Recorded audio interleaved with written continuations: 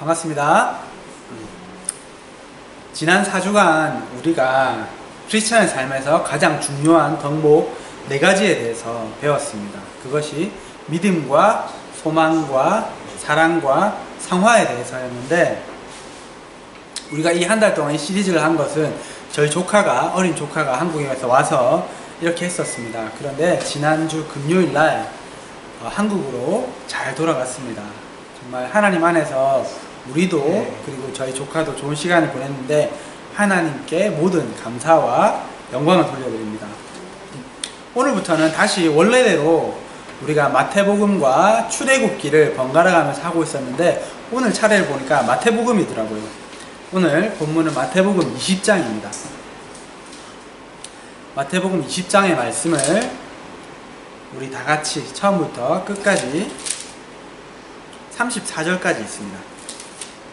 한 목소리로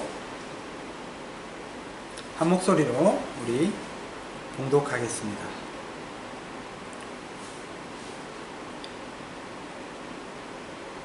마태복음 20장입니다. 시작. 천국은 마치 품꾼을 얻어 포도원에 들여보내려고 이른 아침에 나간 집주인과 같으니, 그가 하루 한 데나리온씩 품꾼들과 약속하여 포도원에 들여보내고 또 제3시에 나가보니 장터에 놀고 서 있는 사람들이 또 있는지라. 그들에게 이르되 너희도 포도원에 들어가라. 내가 너희에게 상당하게 주리라 하니, 그들이 가고 제6시와 제9시에 또 나가 그와 같이 하고 제11시에도 나가보니 서 있는 사람들이 또 있는지라. 이르되 너희는 어찌하여 종일토록 놀고 여기 서 있느냐. 이르되 우리를 품꾼으로 쓰는 이가 없음이니이다. 이르되 너희도 포도원에 들어가라 하니라. 저물매 포도원 주인이 청지기에게 이르되 품꾼들을 불러 나중 온 자로부터 시작하여 먼저 온 자까지 삭슬 주라 하니, 제11시에 온 자들이 와서 한 데나리온씩을 받거늘 먼저 온 자들이 와서 더 받을 줄 알았더니 그들도 한 데나리온씩 받은지라. 받은 후 집주인을 원망하여 이르되 나중 온 이 사람들은 1시간밖에 일하지 아니하였거늘 그들을 종일 수고하며 더위를 견딘 우리와 같게 하였나이다. 주인이 그 중에 한 사람에게 대답하여 이르되 친구여, 내가 내게 잘못한 것이 없노라. 네가 나와 한 데나리온의 약속을 하지 아니하였느냐. 내 것이나 가지고 가라. 나중 온 이 사람에게 너와 같이 주는 것이 내 뜻이니라. 내 것을 가지고 내 뜻대로 할 것이 아니냐. 내가 선함으로 네가 악하게 보느냐. 이와 같이 나중된 자로서 먼저 되고 먼저 된 자로서 나중되리라. 예수께서 예루살렘으로 올라가려 하실 때에 12 제자를 따로 데리시고 길에서 이르시되 보라, 우리가 예루살렘으로 올라가느니 인자가 대제사장들과 서기관들에게 넘겨지매 그들이 죽이기로 결의하고 이방인들에게 넘겨주어 그를 조롱하며 채찍질하며 십자가에 못 박게 할 것이나 제3일에 살아나리라.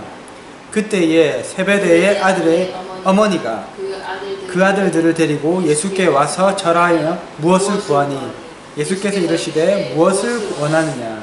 이르되 나의 이 2 아들들을 주의 나라에서 하나는 주의 우편에 하나는 주의 좌편에 앉게 명하소서. 예수께서 대답하여 이르시되 너희는 너희가 구하는 것을 알지 못하는도다. 내가 마시려는 잔을 너희가 마실 수 있느냐. 그들이 말하되 할 수 있나이다. 이르시되 너희가 과연 내 잔을 마시려니와 내 좌우편에 앉는 것은 내가 주는 것이 아니라 내 아버지께서 누구를 위하여 예비하셨든지 그들이 얻을 것이니라. 10 제자가 듣고 그 2 형제에게 분하게 대하여 분히 여기거늘 예수께서 제자들을 불러다가 이르시되 이방인의 집권자들이 그들을 임의로 주관하고 그 고관들이 그들에게 권세를 부리는 줄을 너희가 알거니와 너희 중에는 그렇지 않아야 하나니, 너희 중에 누구든지 크고자 하는 자는 너희를 섬기는 자가 되고 너희 중에 누구든지 으뜸이 되고자 하는 자는 너희의 종이 되어야 하리라. 인자가 온 것은 섬김을 받으려 함이 아니라 도리어 섬기려 하고 자기 목숨을 많은 사람의 대속물로 주려 함이니라. 그들이 여리고에서 떠나갈 때에 큰 무리가 예수를 따르더라. 맹인 두 사람이 길가에 앉았다가 예수께서 지나가신다 함을 듣고 소리 질러 이르되 주여 우리를 불쌍히 여기소서. 다윗의 자손이여 하니 무리가 꾸짖어 잠잠하라 하되 더욱 소리 질러 이르되 주여 우리를 불쌍히 여기소서. 다윗의 자손이여 하는지라. 예수께서 머물러 서서 그들을 불러 이르시되 너희에게 무엇을 하여 주기를 원하느냐. 이르되 주여 우리의 눈뜨기를 원하나이다. 예수께서 불쌍히 여기사 그들의 눈을 만지시니 곧 보게 되어 그들이 예수를 따르니라. 아멘. 자, 오늘 본문에 예수님께서 천국을 포도원의 일꾼들의 비유해서 말씀하십니다. 긴 말씀이지만 이 말씀을 정말 간략하게 요약하자면 아침부터 저녁까지 일한 일꾼이나 저녁에 1시간만 일한 일꾼이나 같은 품삯을 받았다는 것이 이 비유의 요지입니다. 이 비유를 조금 더 이해하기 쉽게 오늘날의 버전으로 각색해 보겠습니다. 남자들은 누구나 한 번쯤은 쉽게 얘기해서 노가다라고 하는 그 막노동을 해보게 됐는데 저도 막노동을 했던 그런 경험이 있습니다. 제 고향이 제가 자란 곳이 부산인데 저희 집에 앞에 보면 LG 메트로시티라는 정말 큰 아파트 단지가 있습니다. 이 아파트 단지가 막 생겨날 때 제가 20대 초반이었는데 그때 친구와 함께 그곳에서 며칠 동안 막노동을 했던 기억이 있습니다. 그때 저희처럼 어리고 그리고 경험이 없는 그러한 공사장 잡부가 받았던 돈이 4만원 정도였습니다. 4만원에서 4만 5천원 그 정도 받았는데 지금은 제가 한국의 물가를 잘 모르지만 아마도 한 10만원 정도 되지 않을까 생각이 됩니다. 네, 하루 종일요. 오늘 본문에 나오는 포도원 주인이 하루 일당으로 약속한 금액이 얼마냐면 한 데나리온입니다. 이것이 은화 하나라고 알고 있는데 이게 얼마 정도 되냐면 지금으로 치면은 한 사람의 노동자가 일하고 받는 하루 품삯이라고 합니다. 그러니까 한국으로 치면 한 10만원 정도가 되겠죠. 그래서 이 이야기를 시작하자면 어떤 사람이 아침에 직업소개소에 가서 일을 구하고 있었습니다. 그런데 마침내 어떤 주인이 와서 막노동 인부를 찾고 있었습니다. 이 두 사람은 일당 10만원에 계약을 하고 아침 8시부터 저녁 6시까지 일을 하기로 그렇게 계약을 하고 그 인부를 현장에 보냈습니다. 그런데 아침 9시가 되니까 이 주인이 또 다른 인부들을 데리고 왔습니다. 그리고 12시가 되니까 또 다른 인부들을 데리고 오고 3시에도 오후 5시에도 똑같이 다른 인부들이 계속해서 왔습니다. 마침내 6시에 고된 하루 일과가 끝나고 맨 나중에 고용된 그 일꾼들부터 시작해서 일당을 정산하기 시작했습니다. 그런데 보니까 이 맨 나중에 온 사람이 5시에 온 사람이 10만원을 받아가는 거예요. 이것을 보고 맨 처음에 온 사람이 저 사람이 10만원을 받는다면 과연 나는 얼마를 받게 될까 이러면서 당연히 자기는 더 받을 것이라 생각하고 기대하면서 기다렸습니다. 근데 자기 차례가 딱 돼서 돈을 딱 손에 쥐어 보니까 10만원을 받은 거예요. 그래서 이 사람들이 그 주인에게 항의하면서 물었습니다. 아니 사장님, 저희는 아침 8시부터 와가지고 저녁 6시까지 하루 종일 일하고 10만원을 받았는데 저 사람들은 1시간만 일하고 10만원을 받아가는 게 말이 됩니까? 어떻게 똑같은 일당을 주십니까? 그러니까 주인이 대답합니다. 나는 잘못한 것이 없네. 자네가 처음에 10만원을 받고 일하겠다고 약속하지 않았는가? 그러니까 자네 일당이나 받아가게. 나중에 온 일꾼에게 자네와 똑같이 주는 것이 내 뜻이다. 내가 내 것을 가지고 내 뜻대로 하는 것이 정당하지 않은가? 아니면 내가 선한 것 때문에 자네 눈에 거슬리는가? 예수님의 이 비유를 들었을 때 어떤 느낌이 드십니까? 우리가 일반적으로 당연하게 드는 생각은 이 일꾼들이 생각하는 것처럼 와 정말 너무 불공평하다, 말도 안 된다, 이렇게 생각하는 것이 정말 우리 사람의 생각입니다. 저도 이 비유를 들었을 때, 그리고 이 비유를 여러 번 보았을 때마다 똑같이 느꼈습니다. 그리고 저에게 이러한 질문을, 저와 같은 똑같은 질문을 하는 사람들도 만났습니다. 제가 살고 있는 이 호주는 월급제, 주급제 이거보다 시급제가 훨씬 더 많이 통용되고 있습니다. 그런데 이 시급제로 이 이야기를 적용해 보면 이게 훨씬 더 불공평하다는 것을 느낄 수 있습니다.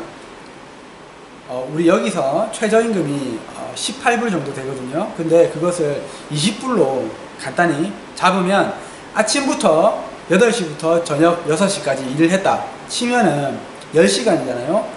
중간에 1시간은 점심시간으로 빼서 9시간이라 쳐도 이 사람이 받아야 되는 돈은 180불입니다.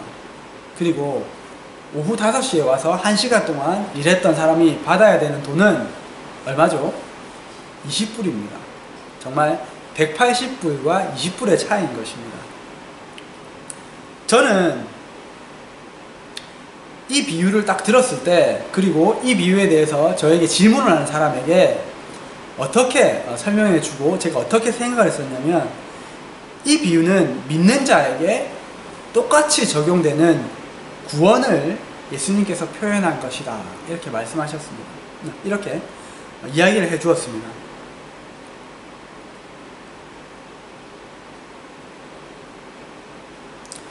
구원은 아침 일찍부터 하나님을 믿어서 많이 헌신한 사람에게나, 아니면은 저녁 늦게 믿어서 별로 헌신한 것이 없는 사람에게나 똑같이 주어지는 것이다, 이렇게 생각하는 것이 제 생각이었습니다.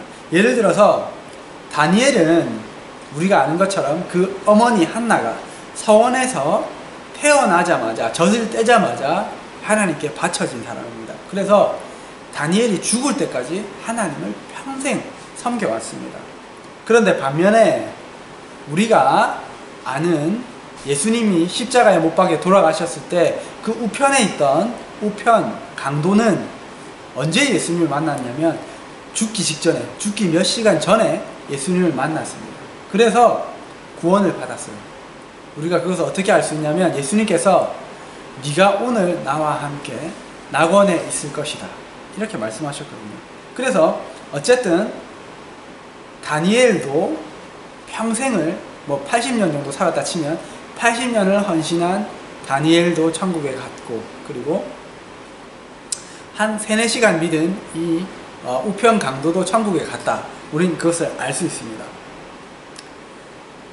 그런데 제가 이해한 이 부분, 이 비유가 의미하는 것이 제가 이해한 것처럼 이렇게 구원은 누구나에게 동일하게 적용된다 하는 이러한 의미를 내포하고 있을지 모르겠습니다. 아마 내포하고 있다고 생각됩니다.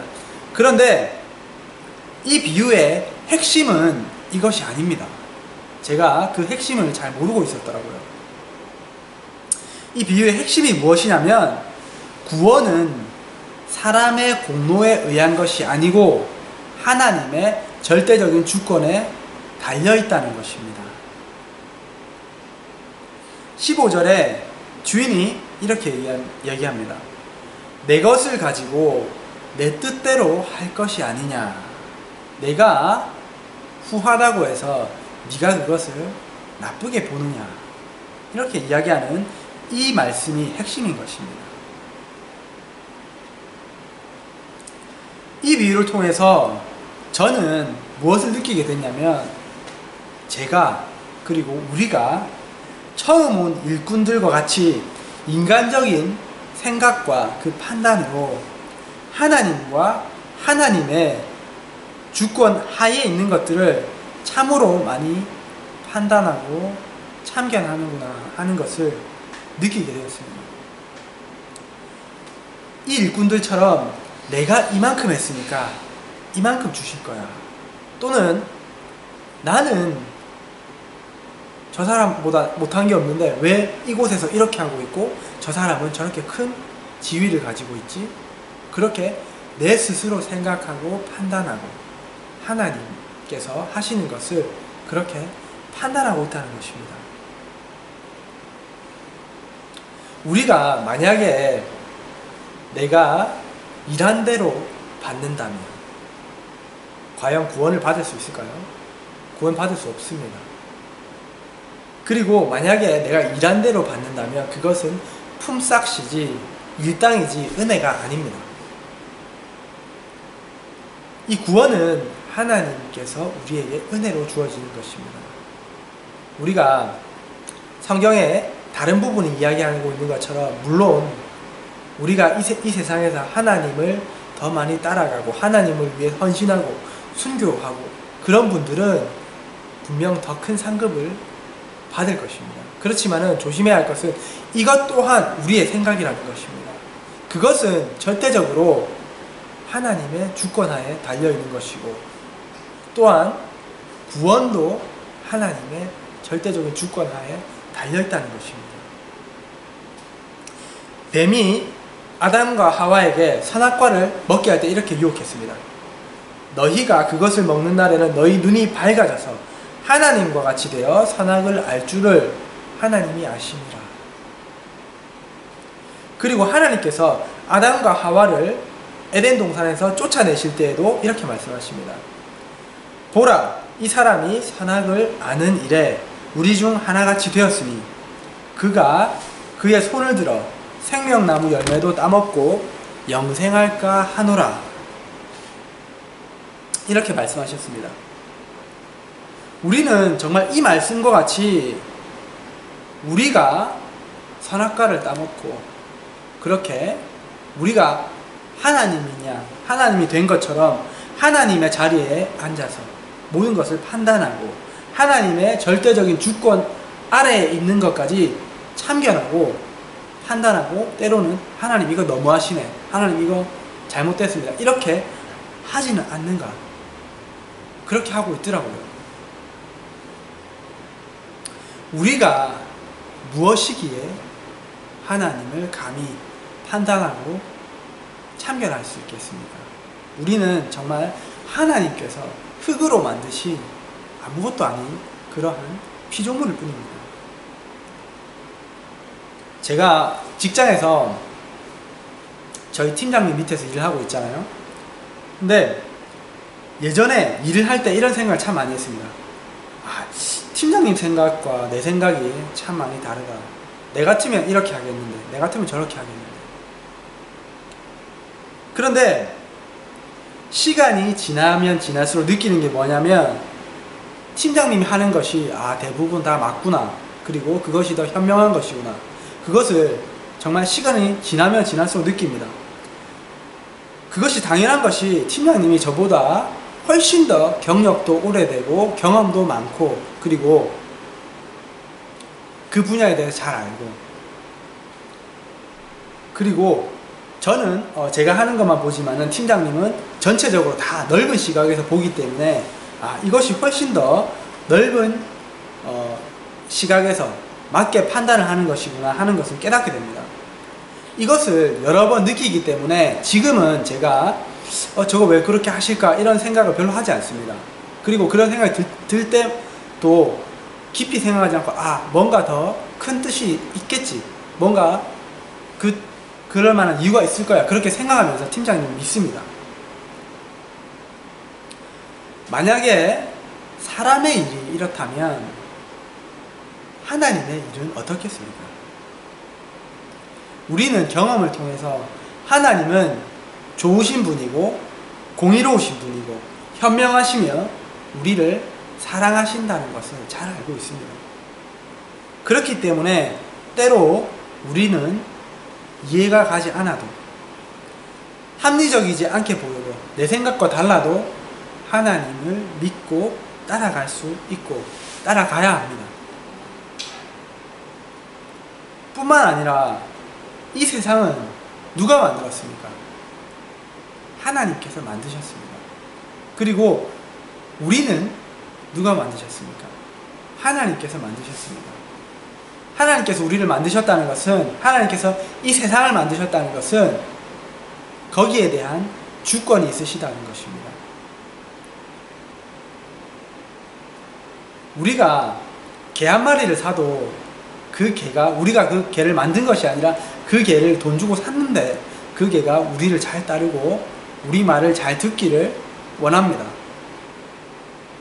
근데 하나님은 우리를 만드신 하늘 아버지시로서 당연히 그러한 권리와 주권이 있으신 분입니다. 그렇지만은 하나님은 좋은 분이기 때문에 그 권리와 주권을 그렇게 우리처럼 남용하지 않으십니다. 사랑으로 그 주권을 사용하십니다. 로마서 9장 20절에 사도 바울은 이렇게 얘기합니다. 이 사람아, 네가 누구이기에 감히 하나님께 반문하느냐? 지음을 받은 물건이 지은 자에게 어찌 나를 이같이 만들었느냐 말하겠느냐? 이렇게 말씀합니다.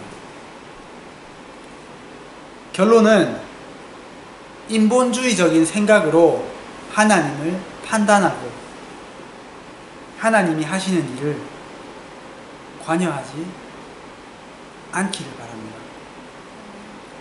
우리 인생과 세상과 역사를 주장하시는 하나님과 그분의 주권을 더 인정하고 믿고 따르는 저와 여러분이 되시기를 축복합니다.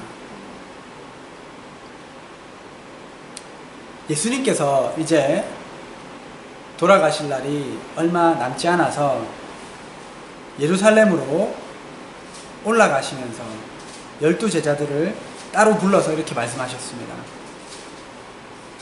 우리가 예루살렘으로 올라가면 인자가 대제사장과 서기관들에게 넘겨지고 그들은 인자를 죽이려고 결정할 것이다. 그들은 인자를 로마 사람들에게 넘겨서 비웃고 채찍질 당하게 하고 십자가에 매달려 죽게 할 것이다. 그러나 3일째 되는 날에 인자가 다시 살아날 것이다. 예수님께서 이렇게 의미심장한 말을 하시는 것은 제자들이 곧 닥칠 이 일들을 믿음으로 준비하고 부활의 소망을 잃지 말 것을 그렇게 당부하기 위함이지 않았을까 생각이 됩니다. 그리고 또한 장차 내가 이러한 길을 가는 것처럼 너희도 이러한 길을 가게 될 텐데 너희도 이 부활의 소망을 잃지 말아라. 이렇게 말씀하시는 것이 아닌가 그렇게 생각이 됩니다. 예수님은 이렇게 의미심장한 곧 있을 죽음과 고난, 이 부활에 대해서 말씀을 하시는데 다른 사람들은 그것과 전혀 다른 마음을 품고 생각을 하고 있었습니다. 12제자 중에서 야고보와 요한의 어머니가 이렇게 예수님께 나와서 절하면서 청탁을 했습니다. 예수님, 주님의 나라가 설 때에 제 두 아들을 예수님의 왼쪽과 오른쪽에 앉혀주십시오. 한마디로 얘기해서 예수님께서 왕이 되시면, 이 나라의 왕이 되시면 저의 두 아들을 좌의정 우의정 시켜주십시오. 이렇게 이야기하는 것입니다. 예수님께서 이 말씀을 듣고 말씀하셨습니다. 저라면 참 어이가 없었을 것 같습니다. 그런데 예수님은 그냥 이렇게 말씀하셨습니다. 너희는 너희가 구하는 것이 무엇인지 알지 못한다. 내가 마시려는 잔을 너희가 마실 수 있겠니? 그러니까 두 제자가 이것이 무엇인지도 모르면서 할 수 있습니다. 이렇게 이야기했습니다. 나머지 제자들이 이 야고보와 요한의 어머니의 이야기를 듣고 시기가 나서 화를 냅니다. 어떻게 그렇게 이야기할 수 있습니다. 이것은 예수님께서 곧 죽으러 가시는데 어떻게 그렇게 이야기할 수 있습니까? 이렇게 이야기하는 것이 아닙니다. 나도 그 예수님의 좌측과 우측에 앉고 싶은데 왜 네가 먼저 선수 치냐? 이렇게 이야기하는 것입니다. 이 이야기를 보면서 우리가 이 제자들과 참 많이 닮았다는 생각이 듭니다. 예수님은 A에 대해서 얘기하시는데 제자들은 B에 대해서 얘기하는 것입니다. 예수님은 A에 대해서 얘기하시는데 나는 B에 대해서 이야기하고 있는 것입니다. 주님은 고난의 십자가의 잔을 그리고 부활을 이야기하시는데 나는 성공과 명예와 물질을 더 갖겠다고 이야기하는 것입니다. 예수님을 따라가는 길은 자아가 십자가에서 죽는 길입니다. 이제는 내가 없고 예수 그리스도로 살아가는 그 길입니다. 그런데 나는 예수님을 이용해서 더 높아져서 내 자아를 더 높이겠다. 이렇게 이야기하고 있는 것입니다. 너무나도 많은 하나님의 사람들이 이렇게 B를 이야기하고 있습니다.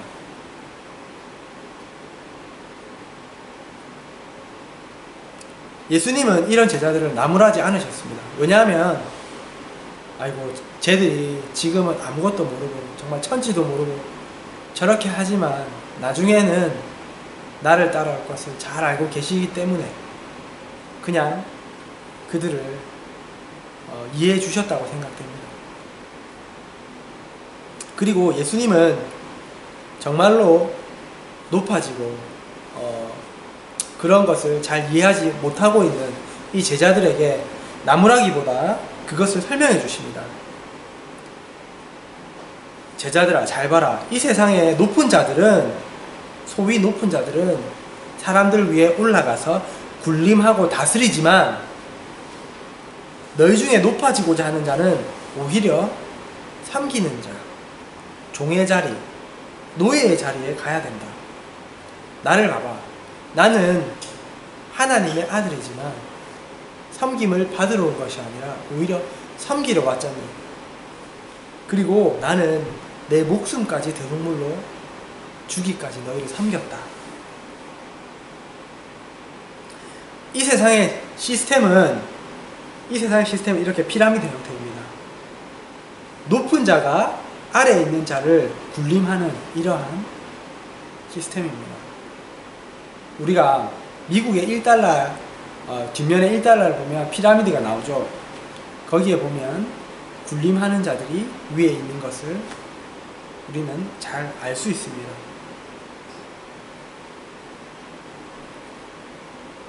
반면에 하나님 나라의 시스템은 역피라미드입니다. 제일 높은 자가 맨 밑에 있습니다. 그래서 다른 사람들을 섬기고 떠받들어주고 있는 이 모습이 천국에서 높은 자이고 이 세상에서도 하나님의 시스템입니다.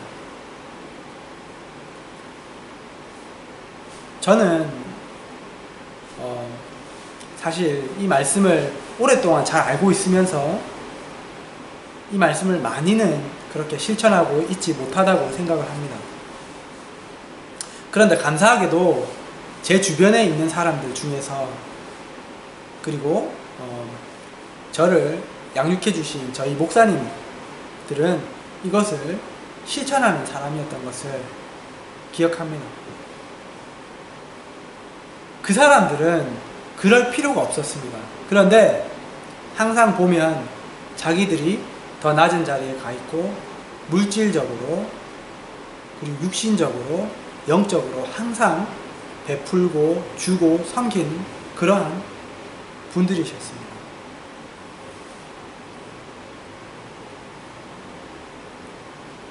이런 자들이 천국에서 진정으로 높은 사람입니다.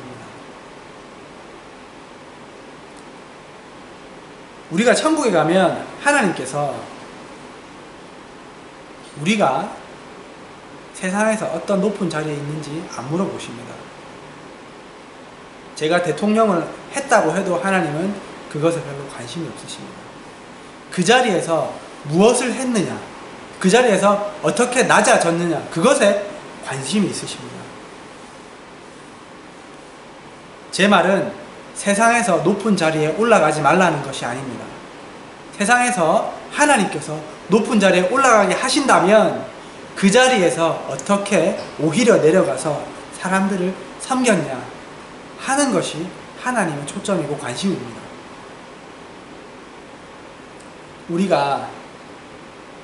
제가 먼저 그런 사람이 될 수 있도록 천국에서 진정한 높은 자가 이 세상에서 섬기고 낮아지는 그 자리에 갈 수 있는 사람이 될 수 있도록 우리 기도하시기 바랍니다. 그리고 서로를 위해서 그렇게 기도해 주시기를 축복합니다.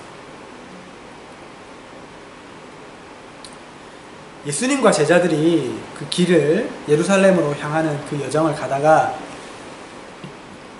여리고를 떠나서 길을 계속 가는데 맹인 두 사람이 길가에 앉아 있다가 예수님께서 지나가신다고 하는 그 소문을 들었습니다. 그리고 예수님께서 지나가신 그 소리가 들리니까 소리 질러 외쳤습니다. 주님, 우리를 불쌍히 여겨주십시오. 다윗의 자손이요. 사람들이 그 맹인들을 나무나무에서 꾸짖었습니다. 조용히 해라. 그러니까 이 사람들은 오히려 더 크게 소리를 질러 외쳤습니다. 주님, 우리를 불쌍히 여겨주소서. 다윗의 자손이요. 그러니까 예수님께서 그들의 소리를 들으시고 멈추셔서 물으셨습니다. 그래, 내가 너희에게 무엇을 해주기 원하느냐? 눈뜨기를 원합니다. 예수님께서 그들을 불쌍히 여기셔서 눈을 만지셔서 그들의 눈을 치료해 주셨습니다. 이 맹인들을 보면서 배우는 것은 첫 번째로 우리가 다른 사람들을 의식하지 말고 주님을 간절히 찾고 부르라는 것입니다. 우리가 하나님을 간절히 만나려는 그러한 열망과 의지와 소망이 있다면 저도 굉장히 사람들을 많이 의식하는 편입니다. 예를 들면 찬양을 할 때, 기도를 할 때, 방언 기도를 할 때 손을 들고 찬양한다든지 일어서서 찬양한다든지 춤을 추면서 찬양한다든지 그런 걸 잘 못하는 그러한 성격이었습니다. 그런데 점점 변해가는 것은 내가 내 주님이 앞에서 하는 것이기 때문에 다른 사람 별로 그렇게 신경 쓰지 않게 됩니다. 여전히 많이 신경 쓰지만 점점 주님을 신경 쓰게 되고 다른 사람들을 신경 쓰지 않게 됩니다. 다윗이 아마도 정말 그러했던 사람이었던 것 같습니다. 또 우리가 이 두 맹인을 보면서 배울 수 있는 것은 이 사람들은 예수님께서 자신의 눈을 고쳐주셔서 뜨게 해주셨을 때 예수님을 따랐다는 것입니다. 마지막에 보면 이들이 예수님을 따랐더라 이렇게 말씀하고 있습니다. 누가복음 17장에 예수님께서 사마리아 근방의 마을에서 10명의 나병 환자들을 고쳐주셨습니다. 이 10명의 나병 환자들이 예수님께서 말씀하신 대로 제사장에게 가서 내 몸이 나은 것을 보여주기 위해서 가다 보니까 몸이 나은 것을 발견했습니다. 그리고 그 중 한 명이 돌아와서 자기가 나은 것을 보고 큰 소리로 하나님께 영광을 돌리면서 예수님께 돌아와서 엎드려서 감사를 드렸습니다. 예수님이 그 한 사람을 보시고 말씀하셨습니다. 10명이 깨끗함을 받지 않았느냐? 그런데 나머지 9명은 어디 갔느냐? 이 이방인 외에는 하나님께 영광을 돌리러 온 자가 없느냐? 일어나 가라, 네 믿음이 너를 구원하였느니라 이렇게 말씀하십니다. 이 나병 환자들처럼 많은 사람들이 인생에서 고비를 만나면 예수님께 나아옵니다. 이렇게라도 예수님께 나아오는 것이 엄청난 축복이고 저는 그분들이 그렇게라도 나와서 너무나도 잘된 일이라고 생각합니다. 그런데 문제는 예수님께서 그 문제를 해결해 주시면 이 나머지 9명의 문둥병자들처럼 그 다음에 예수님께 나와서 감사를 드리지 않는다는 것입니다. 내 문제를 해결받았으니 더 이상 예수님 필요 없다는 것입니다. 그런데 이 말씀을 잘 읽어보면 예수님께서 이렇게 말씀하십니다. 일어나 가라, 네 믿음이 너를 구원하였느니라. 처음에 이 사람은 문둥병이 고쳐지는 자기 인생의 문제를 해결받았습니다. 그리고 주님께 돌아온 이 사람은 나중에 구원도 확신을 받았습니다. 우리가 인생의 문제를 만날 때 예수님께 나아와야 합니다. 그리고 그 문제를 해결받아야 합니다. 거기서 그치는 것이 아니라 예수님을 계속해서 따라가야 합니다. 예수님께 나와야 합니다. 그래서 우리가 정말 인생에서 가장 큰 문제인 구원도 받아야 합니다. 우리의 문제를 해결받는 것, 이것도 분명히 크고 중요한 것이겠지만은 우리가 구원을 받는 것, 이것은 이것과 비교할 수 없을 정도로 중요하고 큰 것입니다. 이 말씀을 듣는 모든 분들이 정말 인생의 문제만 해결받는 것이 아니라 구원까지 받는 이 나병 환자와 같은 사람이 되시기를, 이 맹인들과 같은 사람이 되시기를 축복드립니다. 우리 기도드림으로 말씀을 맺겠습니다. 먼저 우리가 기도할 것은 내 자신을 뒤돌아보았으면 좋겠습니다. 내가 내 인생의 주인이냐, 그렇게 행세하면서 하나님, 이것은 왜 이렇습니까? 나는 왜 이렇습니까? 내 인생은 왜 이렇습니까? 저 사람들은 왜 저렇습니까? 그렇게 하나님의 자리에 앉아서 판단하며, 그렇게 하나님까지 판단하지 않았는지 그러한 모습들을 회개하시고, 하나님 죄송합니다. 제가 하나님의 자리에 앉았습니다. 주님, 이제는 그 자리에 내려와서 하나님을 더 믿고 하나님의 주권을 인정하며 주님을 더 따르게 하소서. 그렇게 기도하시고, 두 번째로는 하나님, 예수님 항상 저에게 십자가에서 죽고 주님을 따르고 내 자아를 죽이는 것을 말씀하시는데, 나는 오히려 제자들과 같이 예수님을 이용해서 내 욕심만 채우려고 하지 않았는지 그것을 돌아봅니다. 하나님, 그러한 모습을 용서해 주시고 정말 예수님께서 말씀하신 것처럼 십자가에서 죽고 부활하여 새 사람을 입어 작은 예수로 살아가게 하소서. 그리고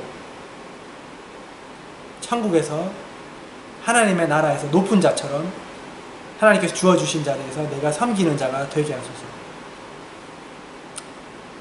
마지막으로 주님, 내 인생의 문제들을 해결해 주시고, 그리고 내 삶의 주인이 되어서 내 남은 인생을 인도해 주십시오. 이렇게 우리 기도드리고 우리 주일 예배를 마치겠습니다.